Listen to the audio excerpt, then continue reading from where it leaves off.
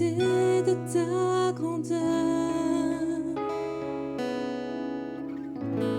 me montre que je ne suis rien.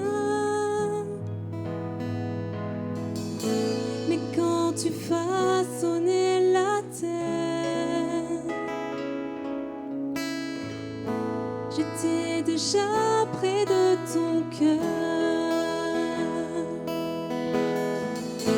Tu m'aimais avant que je sois, et pour moi tu as tout donné. Toi seul pouvais me libérer. C'est pourquoi je veux t'adorer, Seigneur. C'est pourquoi je veux t'adorer. Toi seul est digne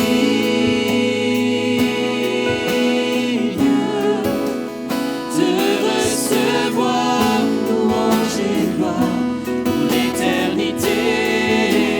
Toi seul est digne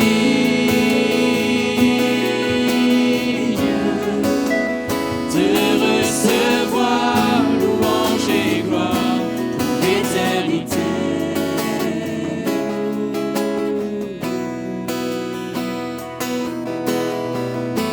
Dans ta présence je me tiens,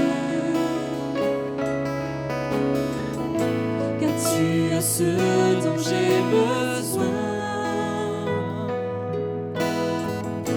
La joie, la vie, le bonheur sont dans tes pavés, mon sauveur. Toi seul est digne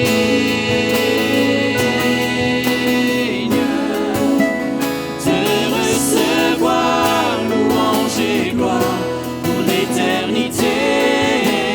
Toi seul est digne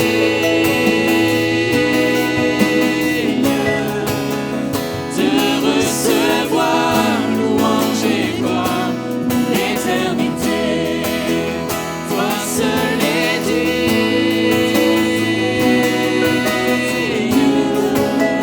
de recevoir louange et gloire pour l'éternité. Toi seul est digne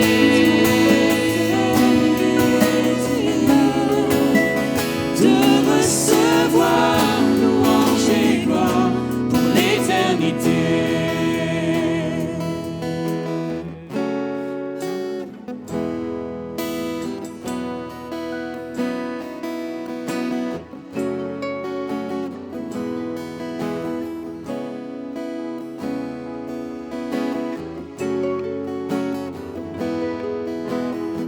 Chantons Alléluia ce matin.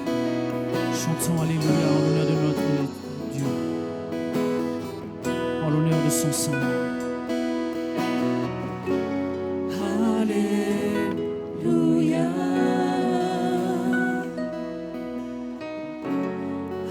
Alléluia. Chantons-le ensemble. Alléluia.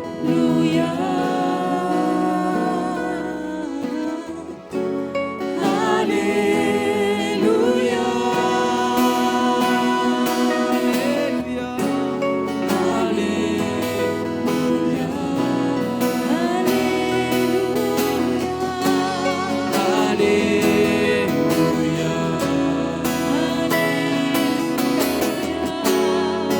Alléluia.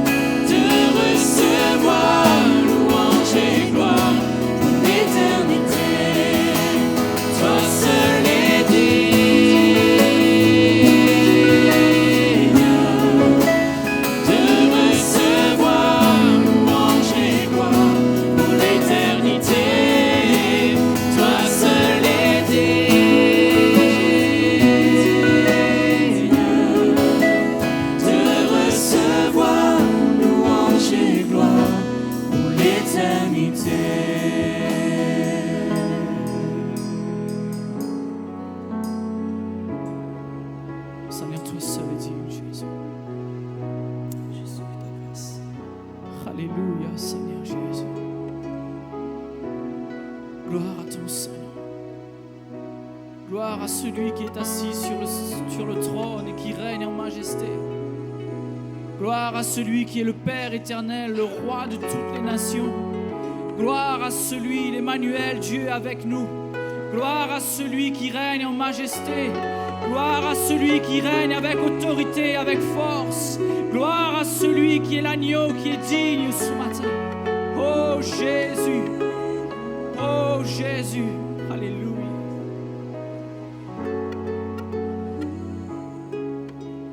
Alléluia. Alléluia. Alléluia, Jésus.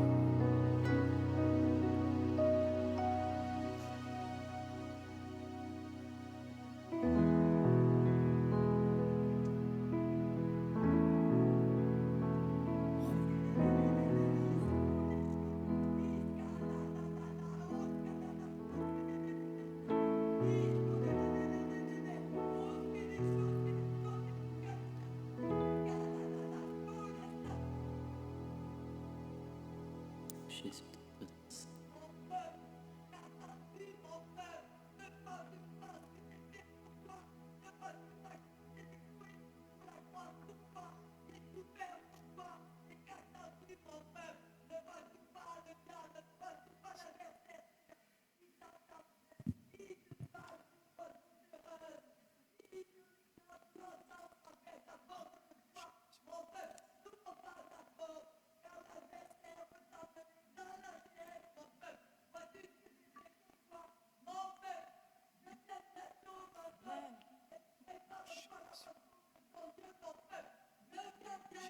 Amen.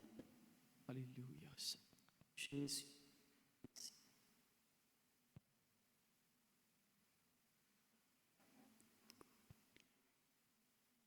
Oh Jésus.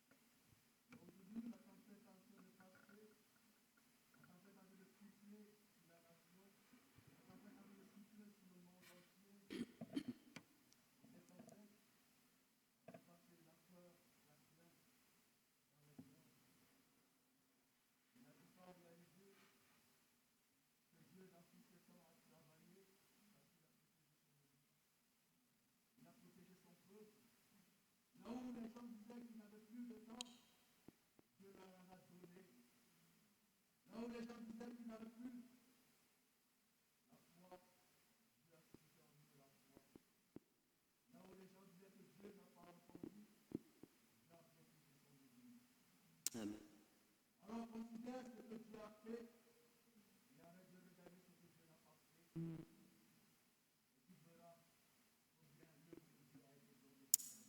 Jésus.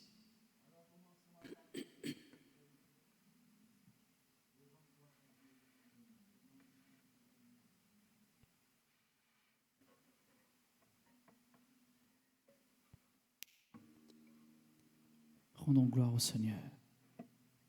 Rendons gloire à Jésus au travers de ce cœur qui dit Jésus, merveilleux nom, qui est semblable à toi. Qui est semblable à toi, ô Dieu. Tu es le consolateur, tu es le divin rocher, tu es le prince de la paix, tu es le Fils bien-aimé, tu es le Seigneur couronné, tu es l'ultime commencement, tu es l'ultime fin. Seigneur, chaque jour tu es là et tu veilles sur mes pas. Qu'avons-nous à espérer de plus dans ce monde, si ce n'est l'amour de notre Seigneur, manifesté à la croix pour nous? Alors glorifions-le de tout notre cœur ce matin. J'aimerais vous inviter à vous tenir debout une fois de plus, avant de laisser toute la place au message de l'Évangile ce matin. Que nous puissions entonner ensemble ce cœur, Jésus, merveilleux nom.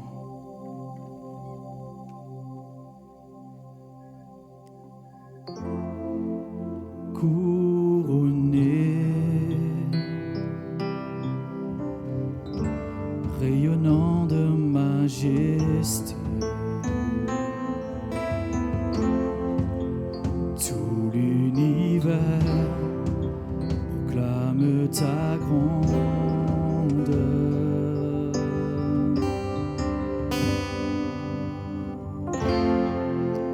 Glorifié par les anges prosternés, tu es assis à la droite du Père.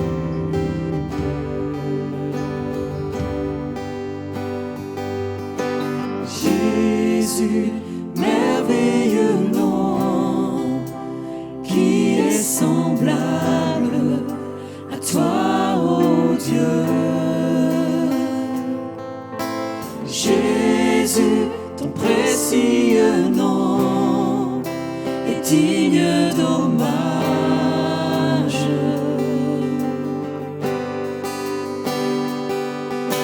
Jésus, merveilleux nom, qui est semblable à toi, ô Dieu. Jésus, ton précieux nom est digne d'hommage.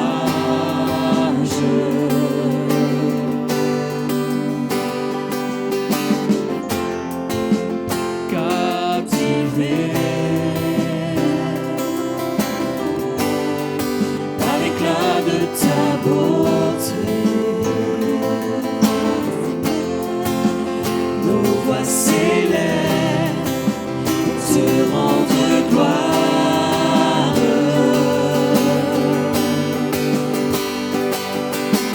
Jésus, merveilleux nom, qui est semblable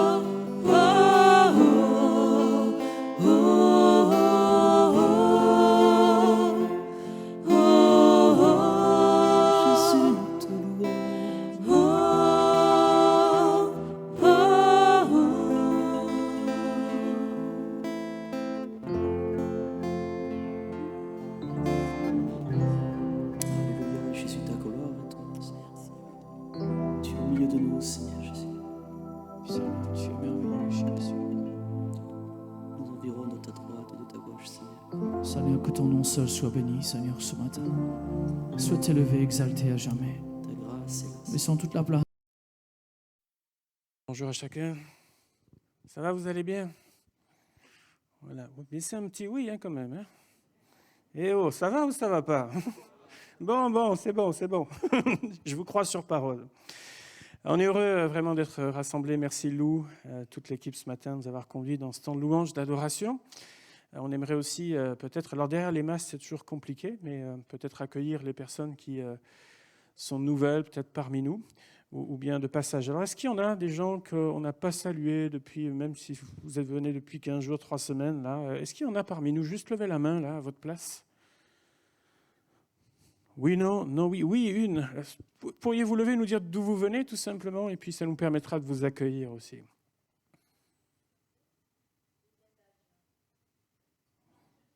Agen. Voilà, Agen, c'est la ville, c'est pas son nom. Voilà. Bienvenue en tout cas parmi nous. Voilà. Et puis, on a parmi nous de retour de mission depuis quelques temps maintenant. On a Serge et Catherine Renaud, alors vous les connaissez. Peut-être on va leur demander de se lever, ils sont tout au fond là-bas, en famille. Voilà, que le Seigneur vous bénisse. Voilà, ils font partie de ces personnes pour qui nous prions ou nous avons prié, mais enfin, c'est pas parce qu'ils sont rentrés qu'on arrête de prier pour eux, mais régulièrement, vraiment, afin que le Seigneur les bénisse sur ces champs missionnaires. Merci Jésus. Donc, est venu le temps maintenant pour eux de rentrer. Donc, ils sont dans la région actuellement à la recherche d'un bien. Que le Seigneur les bénisse aussi dans cette recherche. C'est bienvenu. Vous aurez l'occasion d'entendre notre frère Serge Renaud apporter la parole. Voilà, quand on le pourra ensemble. Voilà, que Dieu bénisse. Et puis on a aussi parmi nous Madame Lopez, qui est, alors là, c'est son retour depuis combien de temps, Madame Lopez? 2 ans, hein, 2 ans. Et c'est son premier dimanche où elle est de retour parmi nous. Madame Lopez, voilà, vous pouvez vous lever. Et vraiment, on va vous saluer bien chaleureusement. Que Dieu vous bénisse.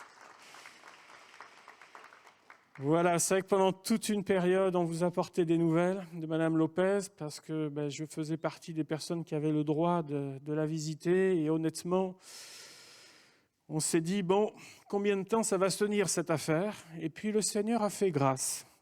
Voilà, elle est là parmi nous et on est content de la voir parmi nous, que le Seigneur la bénisse et continue de la renouveler. Voilà, ce matin, j'aimerais qu'on puisse commencer une nouvelle série de messages sur la vie nouvelle en Jésus-Christ. Vous savez qu'on est dans un contexte qui est morose, qui est rempli d'incertitudes. Je ne vous apprends rien jusque-là. Et j'aimerais que l'on puisse se rappeler dans tout ce contexte l'immense privilège et la richesse qui est la nôtre d'être des enfants de Dieu. On ne se rend pas toujours compte de toutes les possibilités qui s'offrent à nous une fois que nous avons franchi ce qu'on appelle la porte. Vous savez que Jésus a dit, je suis la porte. Si quelqu'un entre par moi, il sera sauvé. Il entrera, il sortira et il trouvera des pâturages. Alors vous allez me dire, des pâturages, on n'est pas des vaches, on n'est pas des brebis. Oui, mais on comprend au moins quelque chose, c'est qu'il y a quelque chose de bon pour nous, de réservé pour les enfants de Dieu. Il sera sauvé, il entrera donc dans ces pâturages. Vous savez, on peut avoir différentes façons d'entrevoir la vie chrétienne une fois que la porte est franchie, une fois qu'on a compris que Jésus-Christ a donné sa vie pour nous, qu'on a donné notre vie, qu'on a vraiment reçu le pardon de nos péchés, qu'on s'est engagé avec le Seigneur. On peut se dire que derrière cette porte, il y a une grande salle d'attente. Puis les salles d'attente, vous connaissez, quand vous avez des rendez-vous officiels, parfois, puis quand il y en a un qui a un quart d'heure de retard sur votre planning si précieux, ça commence à râler dans la salle d'attente, n'est-ce pas? On ne le dit pas tout fort, mais on entend les soupirs, les mots, ça commence à s'agiter. On peut voir derrière la porte une grande salle d'attente en disant Seigneur, on attend ton retour. Ça peut être une conception de la vie chrétienne. Ou en disant Seigneur, quand ce sera mon heure, écoute Seigneur, je te rejoins. Et puis voilà, une grande salle d'attente. Ou alors on peut se dire qu'une fois qu'on a franchi la porte, nous entrons dans quelque chose de nouveau dans le Seigneur, et qui n'est pas simplement une vie en devenir, même si une partie est en devenir, mais que nous entrons dès maintenant dans cette vie nouvelle qui est d'une richesse incommensurable dans le Seigneur. Et moi, j'aimerais qu'on puisse redécouvrir ensemble tout ça, toute cette richesse que nous avons dans le Seigneur une fois qu'on a passé cette porte.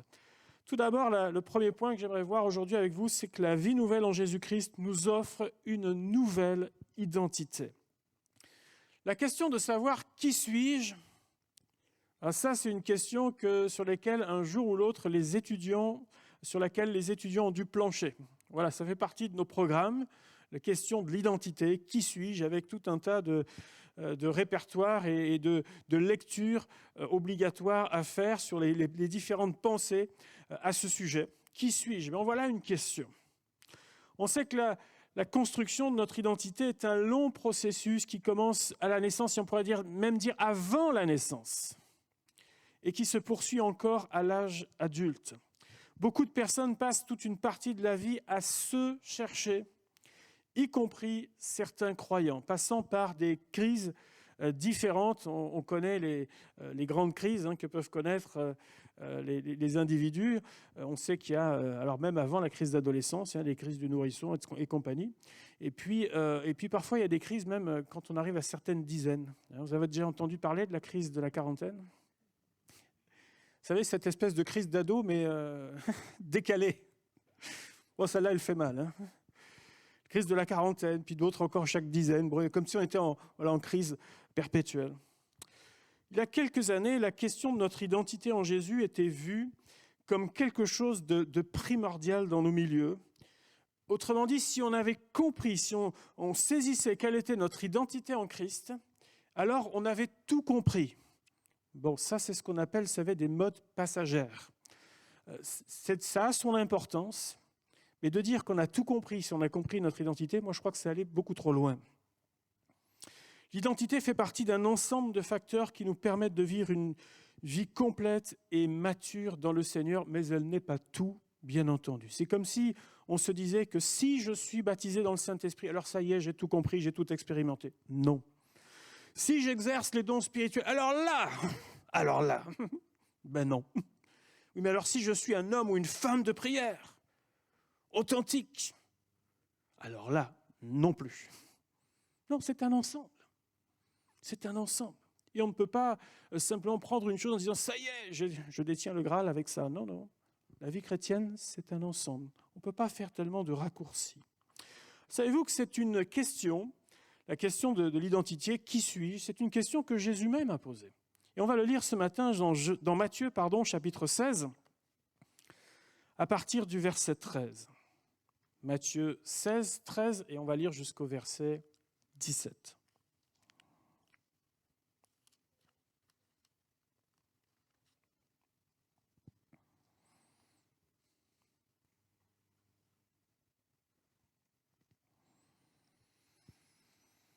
Ça y est, vous l'avez trouvé?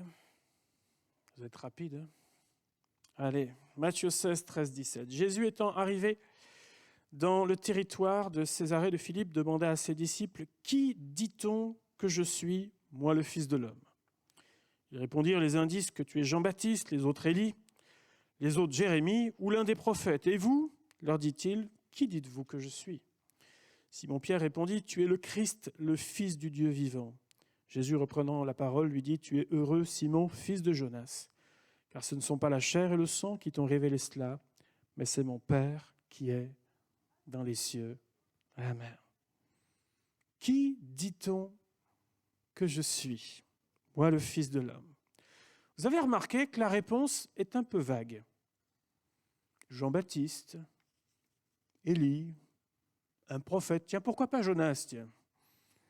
Bon, ils n'ont pas osé. Mais on s'aperçoit qu'en fonction des personnes, la réponse change. Qui suis-je? Les disciples répondent à cette question du « qui suis-je » dans le regard des gens ou dans ce qu'ils ont entendu de la part des personnes. On sent bien qu'il y a un personnage particulier, un prophète, un homme de Dieu, mais ça reste assez vague. On sait qu'on nous connaît de différentes façons. Il y a notre identité personnelle, il y a votre nom, il y a votre prénom, votre parenté, vos empreintes, votre ADN, bref, ce qui fait que nous sommes une personne totalement unique. Peut-être que vous avez fait cet exercice à l'école de votre arbre généalogique, vous vous en souvenez? Voilà, avec cet arbre-là, et puis on part, et puis on essaye d'aller à la pêche aux infos dans la famille pour essayer de remonter le plus loin possible dans l'arbre. Moi, je me souviens être allé voir mes grands-parents pour qu'ils me disent jusqu'où ils pouvaient remonter. Ils étaient remontés au siècle d'avant, donc j'étais encore dans le siècle dernier. Donc on remontait au 19e siècle, on était tout fiers de ça, de dire « wow, on remonte aussi loin ». Des personnes n'avaient pas de photos, rien du tout, mais tellement contents de voir d'où on vient. Il y a l'identité culturelle. Là, vous êtes né. Il y a vos origines familiales, votre ville, votre quartier, vos papiers, vos fameux papiers. Là, puis je ne veux pas remuer le couteau dans la plaie, parce que je sais que pour quelques-uns, c'est compliqué de les avoir. Puis il y a des fois votre accent. Rien que votre accent dit « oh, toi, là, toi, tu es de là-bas ». Tu habites ici, mais tu n'es pas d'ici, toi. L'accent. L'identité sociale, avec toutes les qualités et les défauts qu'on nous reconnaît. Hein? Alors, en fonction des gens que vous croisez, vous ne trouvez que des défauts, d'ailleurs. Et puis, il y en a d'autres qui vous louent vos qualités. Votre métier, votre statut, ce que vous faites, etc., font que c'est votre identité sociale, votre identité spirituelle aussi. Est-ce que vous êtes croyant? Si vous croyez en quoi? Ou bien est-ce que vous croyez en rien du tout? Bibliquement, nous n'avons que deux positions. C'est soit nous sommes enfants de Dieu, soit nous sommes séparés de Dieu. Mais tout ce qui nous définit dans les yeux des autres reste néanmoins assez flou et pas toujours d'ailleurs exact. Vous avez remarqué? Déjà, les fois, on se trompe. Est-ce qu'ils vous connaissent vraiment? On s'aperçoit que non. Non.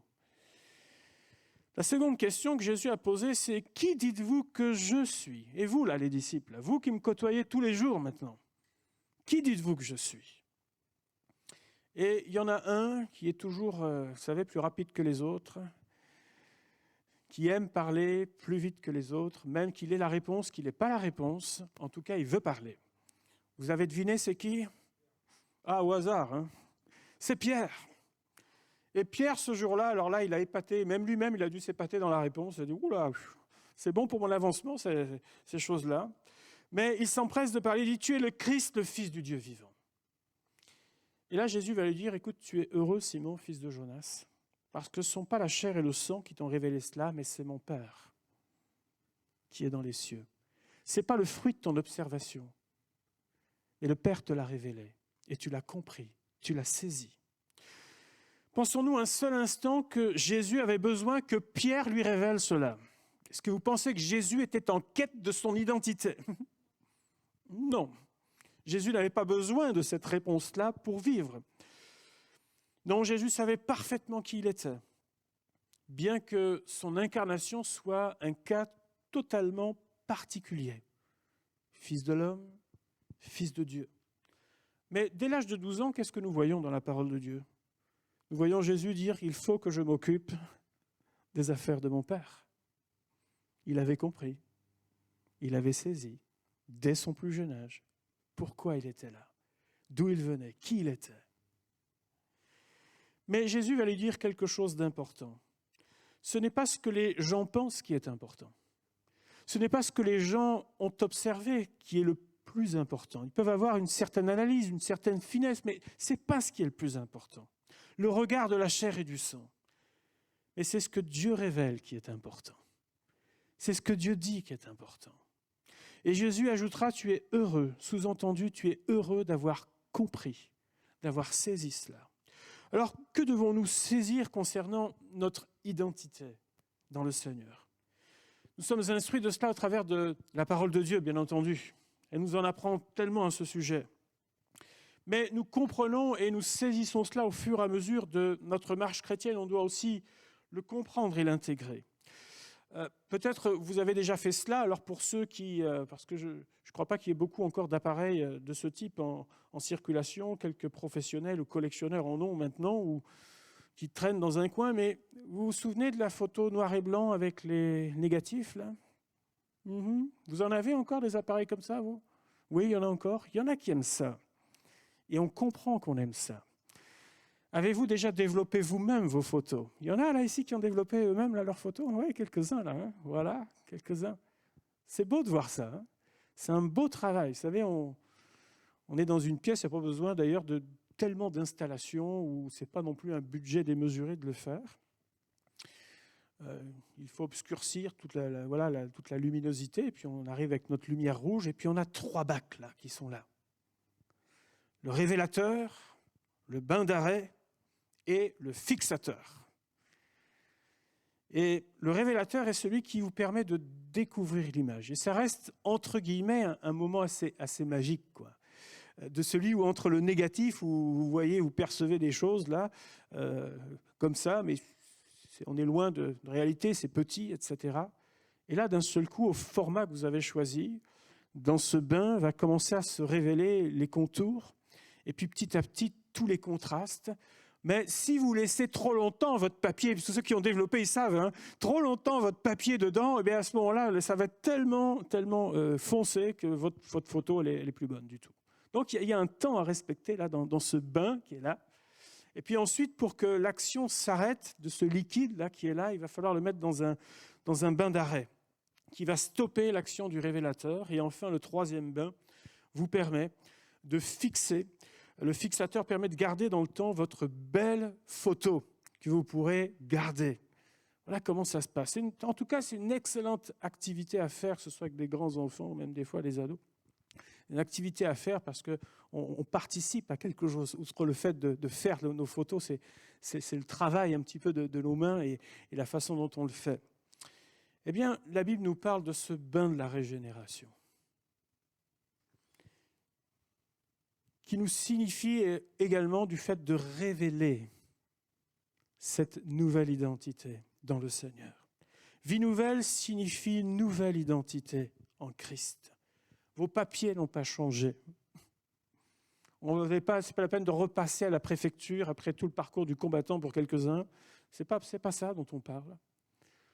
On parle que vous êtes devenu une nouvelle personne. Cette nouvelle identité se révèle au travers de l'œuvre de Christ à la croix. Si quelqu'un est en Christ, la Bible nous dit, il est une nouvelle créature. Les choses anciennes sont passées, toutes choses sont devenues nouvelles.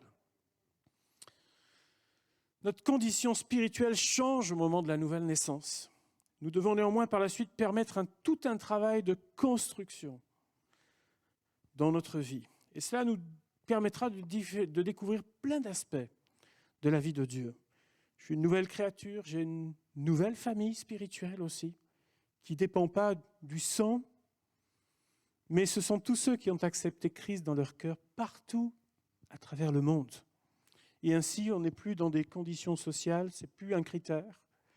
La couleur de peau n'est plus un critère non plus. Que je sois riche, que je sois pauvre, que je sois jeune, que je sois âgé, nous sommes frères et sœurs dans le Seigneur. La famille de Dieu.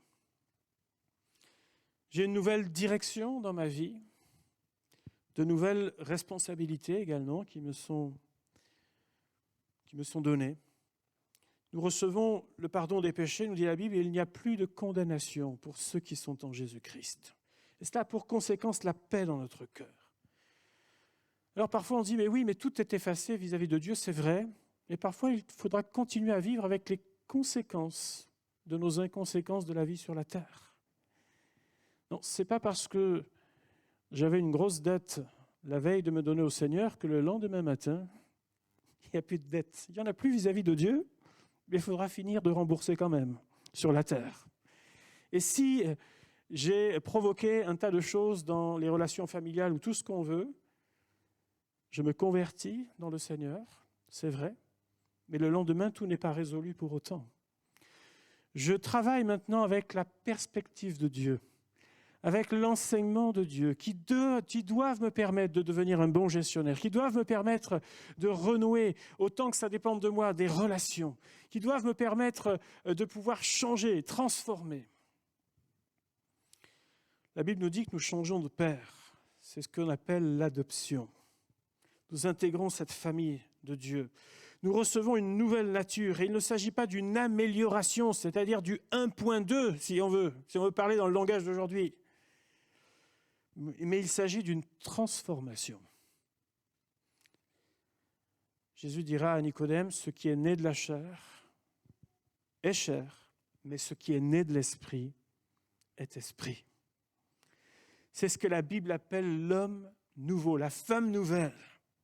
Ça signifie une nouvelle façon de vivre, nouvelle façon de penser, nouvelle façon d'agir, dans lesquelles je me laisse renouveler, mon intelligence se laisse renouveler jour après jour en Dieu. C'est une expérience qui se vit de l'intérieur, parce qu'elle est marquée par Jésus-Christ, une vie marquée par Jésus, et qui se manifeste par une manière de vivre qui démontre la transformation, de l'intérieur vers l'extérieur, et non l'inverse.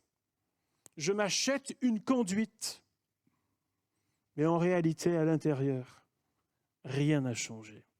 Or, vous le savez comme moi, c'est facile de faire la comédie devant les gens, quelques minutes, quelques heures parfois, mais on est ce que l'on est. Et ce que l'on est, un jour ou l'autre, ressort. D'où l'importance de laisser l'intérieur être transformé afin que l'extérieur puisse changer. C'est aussi un changement d'état concernant notre éternité. La Bible nous dit que nous avons pour héritage la vie éternelle. Alléluia. Maintenant, la vie nouvelle nous révèle ce que nous sommes. Et il y a différents textes enseignés par Jésus, par les apôtres aussi, qui nous permettent encore de comprendre ce que Dieu a fait de nous. Et toutes ces notions, elles sont introduites par ces mots dans la Bible, ou bien les équivalents « nous sommes », ou bien « vous êtes » parfois. Les apôtres disent « voilà, vous êtes ceci, vous êtes cela ». La Bible nous dit que nous sommes héritiers des promesses, co-héritiers de Christ. Non, mais est-ce qu'on imagine ce que ça veut dire là ? Co-héritiers de Christ, vivant les promesses de Christ. Dans 2 Pierre 1, 3, 4, la Bible nous dit ceci: « Sa divine puissance nous a donné tout ce qui contribue à la vie et à la piété, au moyen de la connaissance de celui qui nous a appelés par sa propre gloire et par sa vertu, lesquels nous assurent de sa part les plus grandes et les plus précieuses promesses, afin que par elles vous deveniez participants de la nature divine. » Je vous pose cette question. Est-ce qu'il est question du jour où on sera réunis avec le Seigneur dans l'éternité, là ? Ou est-ce qu'il est question d'aujourd'hui ? Quelqu'un a la réponse ? C'est pour aujourd'hui. Les plus précieuses promesses, nous entrons dans la promesse de Dieu. Tout ce qui contribue à la vie, tout ce qui contribue à la piété nous est donné aujourd'hui, bien-aimés. Aujourd'hui.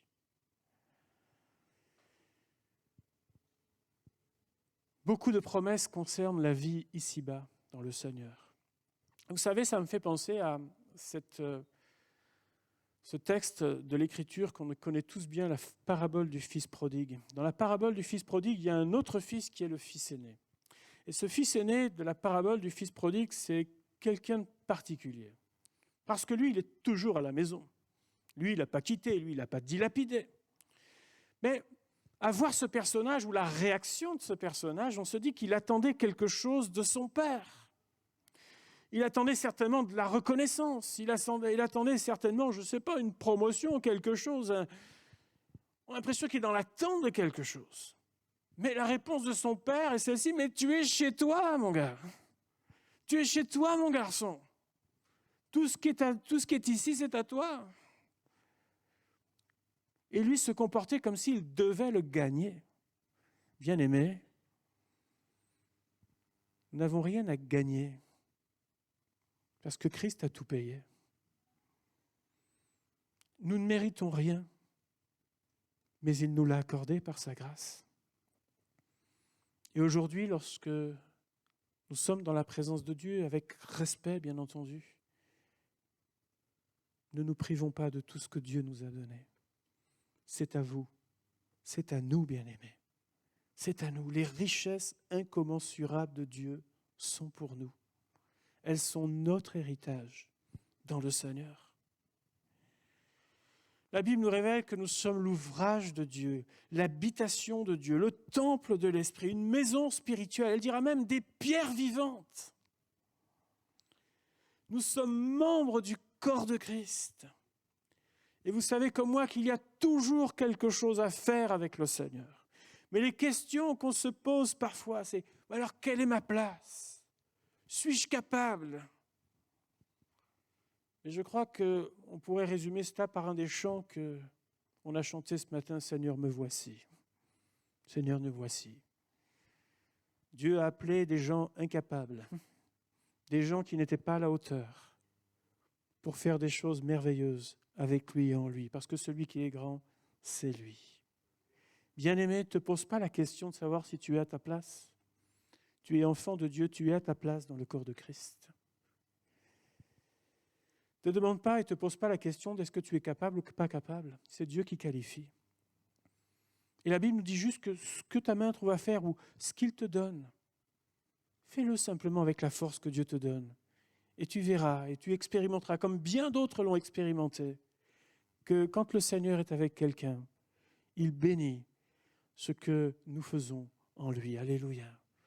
Et quand nous nous trompons, bien écoute Seigneur, apprends-nous, parce qu'on a tellement besoin d'apprendre aussi dans le Seigneur.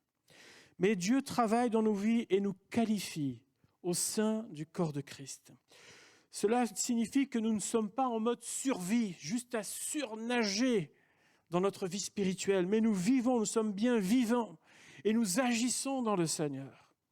Et cela ne dépend pas des circonstances, mais Seigneur, partout où nous sommes des lumières dans ce monde, de celles de la terre, partout où nous sommes, quel que soit l'échelle, que je sois prêt ou pas prêt, que ce soit dans le cadre des choses que je connais ou Seigneur, je suis avec toi.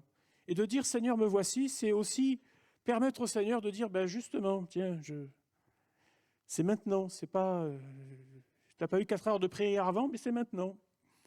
Sois là, sois fidèle, sois dans ta réponse, dans ce que tu vas dire, dans l'accompagnement que tu vas faire, dans la petite chose qui est devant toi, dans le temps peut-être que tu vas passer avec quelqu'un. Sois fidèle dans ces choses-là et tu verras combien Dieu est bon. Et parfois on se dit, mais Seigneur, merci de m'avoir mis sur le chemin de telle ou telle personne. Merci de m'avoir mis à tel ou tel. Ce n'était pas prévu dans mon agenda, mais je te bénis pour ça. Je te bénis parce que tu m'as donné l'opportunité de travailler avec toi. Puis travailler avec le Seigneur, vous êtes d'accord que c'est quand même pas mal, non? Il y a des gens avec qui on se dit, tiens, j'aimerais pas trop travailler avec, mais avec lui, honnêtement, c'est bon. C'est bon.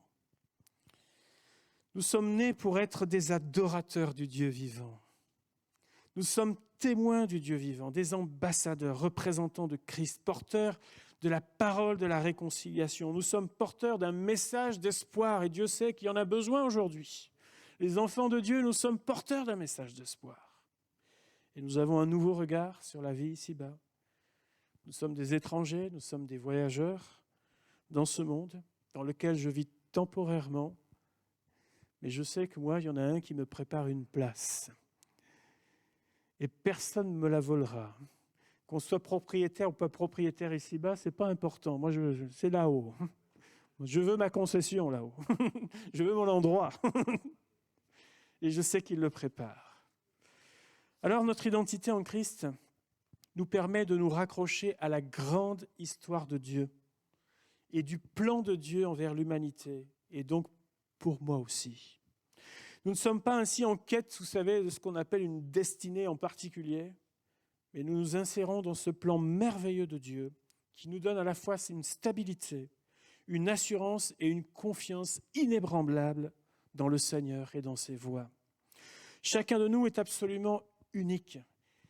Et ce que nous faisons contribue à la grande œuvre merveilleuse de Dieu envers tous. On ne travaille pas pour soi, c'est toujours envers quelqu'un quand on sert. C'est toujours pour quelqu'un ou pour quelques-uns. L'apôtre Paul a dit, 1 Corinthiens 15, 10, « Par la grâce de Dieu, je suis ce que je suis, et sa grâce envers moi n'a pas été vaine. » Vivons ce que Dieu a fait de nous. Alléluia. Et ne nous privons pas de ce que le Seigneur nous a donné. Je crois que trop souvent, on s'arrête juste à la porte en se disant, pourvu que, Seigneur, je tienne fidèle jusqu'au bout. Oui, bien sûr. C'est un élément important. Mais bien aimés, ne soyons pas comme ce fils aîné, qui vivons dans un endroit merveilleux avec le Seigneur, mais nous privons au final de tout ce que Dieu nous a donné. Bien aimé, il y a des ressources pour toi à chaque moment de ta vie. Il y a des ressources pour ta vie, des solutions pour ta vie. Elles sont dans le Seigneur qui t'a tout donné. Que le Seigneur nous aide à les découvrir à ses pieds et à les vivre aussi pleinement. Alléluia. J'aimerais qu'on puisse prier le Seigneur. Merci Seigneur. Ta grâce, tes bienfaits, ton amour. Merci pour cette identité nouvelle, dans cette vie nouvelle avec toi. Et je veux te prier, Seigneur, que ce soit pour nous quelque chose qui soit comme compris, saisi. Et que comme tu l'as dit à l'apôtre Pierre, eh bien tu es heureux d'avoir compris ces choses. Je veux te prier de nous aider, Seigneur, à saisir tes plans merveilleux. Merci pour cette belle histoire que tu maîtrises dans tes mains, Seigneur notre Dieu. Nous sommes conscients que notre petite histoire vient dans cette grande histoire et nous sommes tellement fiers d'appartenir à ce Dieu vivant. Nous t'avons pour Père et nous te remercions pour cela, de nous avoir adoptés. Béni sois-tu, Jésus. Je te prie de nous aider, chacun de nous, Seigneur, dans nos vies personnelles. Je te prie pour ceux qui peut-être ont du mal à trouver leur voie, à saisir leur voie ici-bas. Et je te demande vraiment de les aider à comprendre, Seigneur, la richesse qui existe en toi, de vivre en toi. Béni sois-tu, Seigneur, que ton nom soit célébré. Amen.